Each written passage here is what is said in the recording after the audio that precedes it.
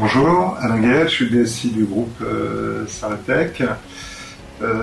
Saretech est une société d'expertise en assurance. On travaille dans différents domaines, mais principalement dans l'expertise pour le compte de tous les assureurs, les courtiers et autres mutuelles sur la place française, et avec une filiale aussi à l'étranger, en Espagne, dans le domaine du transport. Nous sommes 1500 personnes réparties sur 90 agences sur tout le territoire. On traite a priori entre 200 et 250 000 missions par an. Alors, quelle était la problématique? La problématique de toute DSI, c'est d'avoir suffisamment de ressources pour produire tout ce qu'on lui demande. donc ça c'est le premier point.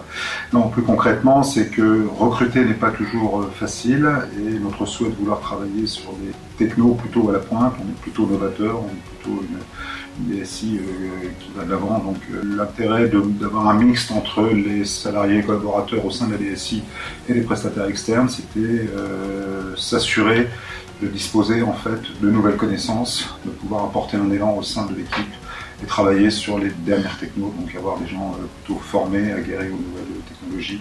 Donc la première motivation, c'était celle-ci.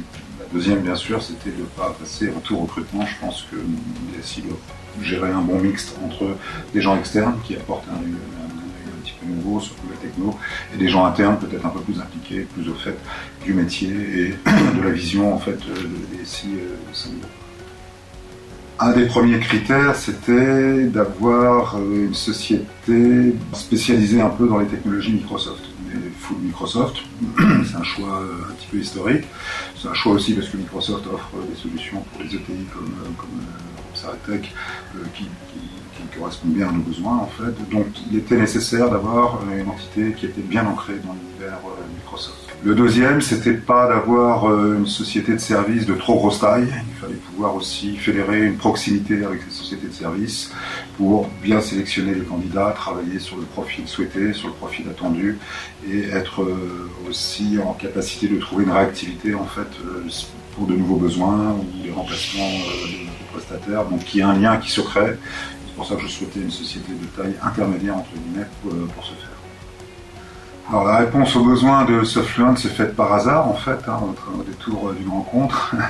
En fait, j'ai rencontré donc Lionel lors du club décision DSI. On a un petit peu discuté et puis je l'ai challengé en lui demandant allez-y, envoyez-moi les profils que nous avons reçus. On a été évalués par nos collaborateurs, on était considérés comme étant satisfaisants.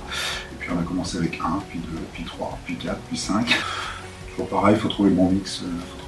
Mais il y a une bonne relation, on se connaît bien et ça c'est important. Il y a une très bonne connaissance de nos besoins, parce qu'on a commencé à travailler ensemble en 2016 en fait. Donc depuis 2016, il connaît très bien nos besoins, il sait comment on évolue, il sait quels sont les profils qui nous sont utiles, et on a plutôt des profils assez impliqués en fait, qui sont complètement intégrés, donc ça c'est une grande qualité.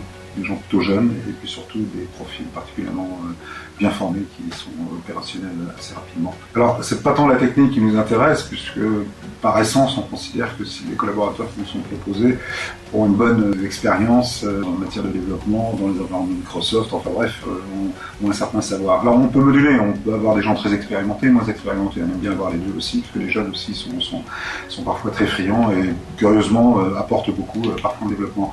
Mais le point clé, c'est surtout disposer de gens avec un état d'esprit ouvert et capable de s'intégrer dans notre modèle de fonctionnement. Rien de particulier, si ce n'est qu'on est en mode DevOps, en Scrum, et donc il faut à tout prix, pour maintenir une cohésion d'équipe, avoir des personnalités capables de s'intégrer dans cette logique en fait, de gestion de différents projets. En logique de sprint, définition des sprints, engagement, manipuler les Kanban, enfin s'inscrire complètement dans notre démarche Scrum en fait pour continuer, enfin assurer une certaine forme de continuité. Si je devais repartir, oui, ça serait sans problème avec Softfluent.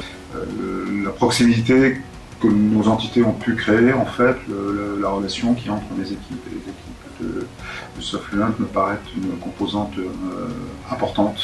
Je pense que dans un monde du digital, un peu de capacité à avoir des relations saines, transparentes, de confiance et humaines, si je puis dire, est quelque chose de fondamental. Donc oui, Softfluent dispose de toutes ces qualités, et donc c'est un plaisir de pouvoir échanger.